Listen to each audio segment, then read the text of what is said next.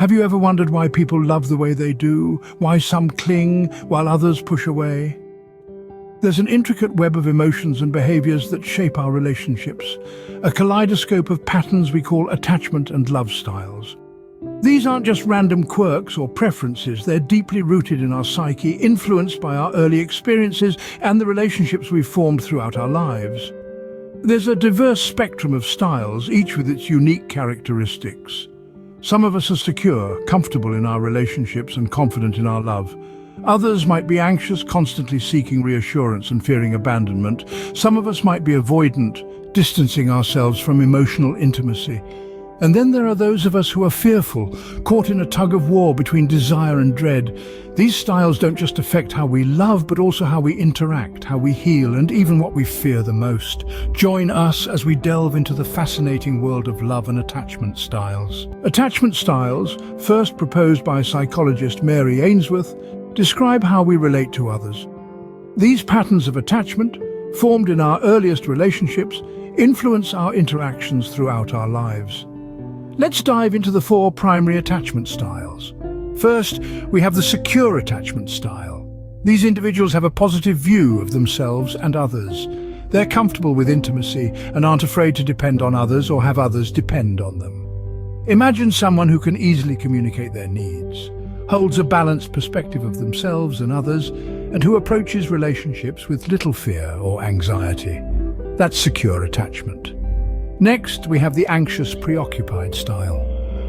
These individuals crave intimacy, yet they may feel doubtful about their own worth, leading to a fear of abandonment.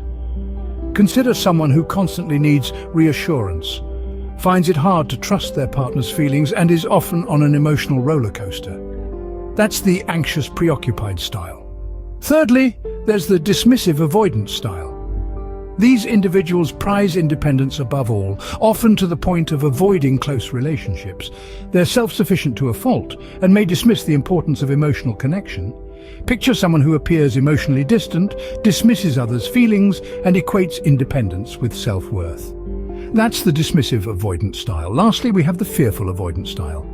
These individuals desire close relationships but are afraid of getting hurt. They're caught in a cycle of wanting intimacy but pushing people away due to fear. Imagine someone who has a hard time trusting others, struggles with self-image, and experiences intense emotional shifts. That's the fearful avoidant style. Each of these styles can be traced back to our early experiences with caregivers. Securely attached individuals often had responsive and consistent caregivers. Anxious, preoccupied, and avoidant individuals may have had caregivers who were inconsistent, dismissive, or neglectful. Recognizing your attachment style is the first step in understanding your love patterns. By understanding these patterns, we can better navigate our relationships, fostering healthier and more fulfilling connections. While attachment styles focus on our relational patterns, love styles, a concept introduced by John Lee, delve into how we express and experience love. Now let's delve into the 6 love styles: Eros, Ludus, Storge, Pragma, Mania, and Agape. Each style is unique, embodying distinct characteristics and behaviors that shape our romantic interactions. First off, we have Eros, the passionate lover. Think of a love at first sight scenario where physical attraction and intense emotions are at the forefront. Eros lovers are often romantic and idealistic, seeking a partner who fulfills their ideal of physical perfection and romance. Next is Ludus, the playful lover. They see love as a game, a dance of freedom and fun. They enjoy the thrill of the chase, but commitment not so much. If you've ever been in a relationship where it felt like you were always kept on your toes, you might have encountered a Ludus lover. Then there's Storge, the companionate lover. They build love on deep friendship and shared values. For them, love is a slow burn, growing stronger with time. You'll often find Storge lovers in long-term relationships where friendship was the foundation. The 4th style is Pragma, the pragmatic lover. They approach love logically, seeking a partner based on rational considerations like shared goals, compatibility, and mutual benefit. If you've ever seen a relationship that seems more like a strategic alliance, that's Pragma love at work. 5th, we have Mania, the obsessive lover. They experience intense love and extreme jealousy. Their emotions can swing wildly, leading to a roller coaster ride of highs and lows. If love to you feels like an emotional whirlwind, you may identify with mania. Finally, there's agape, the selfless lover. They give love freely and unconditionally, often putting their partner's needs above their own. Think of a love that is patient and kind, that bears all things, believes all things, hopes all things, endures all things. Understanding your love style can provide insight into your romantic relationships and their dynamics.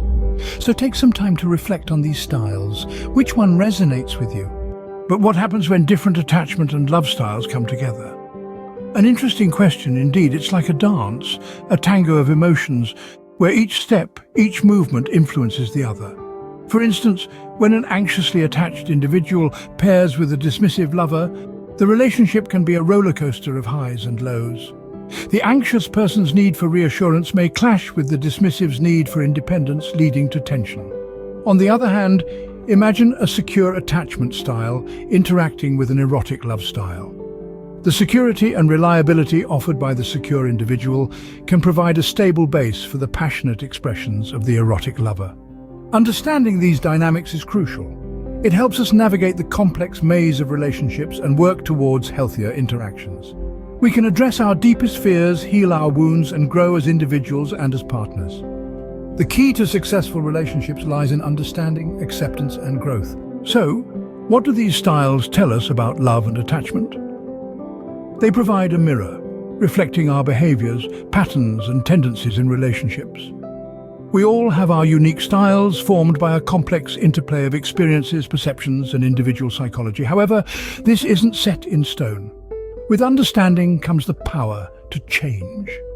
By recognizing our attachment and love styles, we can work on our vulnerabilities, enhancing our strengths, and ultimately improving our relationships.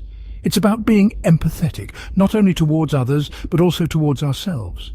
It's about communicating effectively, expressing our needs and understanding the needs of others. Most importantly, it's about self-awareness, acknowledging our fears and desires, and being open to growth.